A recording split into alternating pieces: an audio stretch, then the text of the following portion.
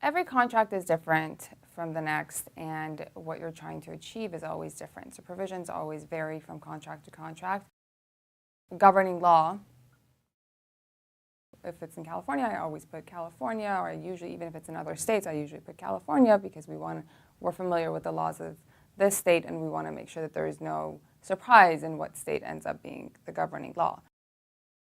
Venue, jurisdiction, make sure that if there's a litigation that comes out of this contract, you have control in terms of where that's going to happen, so you don't have to fly across the country just to litigate this case. The next thing is attorney's fees. You want to avoid any types of litigation for no reason and people bringing actions against you for no reason. So you put in there an attorney's fees clause where if someone does and they lose, or if they're clearly breaching it and you have to go and try and enforce it, you get your attorney's fees in return.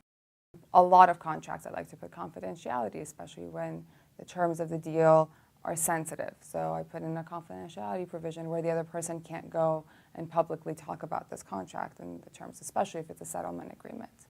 Another really big one is indemnification. So you want to be able to protect your client from any potential, misrepresentations or fraud that was done by the other party in this contract. So if they misrepresented something, then you get indemnified by them, and if someone else comes and sues you as a result because of their fraudulent statement to you, you get indemnified. So that's usually very big, but you also want to, along with that, put in limits on liability. So people can't sue you for a contract that was worth $100,000 for $10 million. So you want to put those limits on liability and make sure that you don't ever end up, especially if it's an asset purchase agreement or any kind of a sale, and you're the seller and you get only $100,000 or $50,000, but then they can sue you for up to $10 million.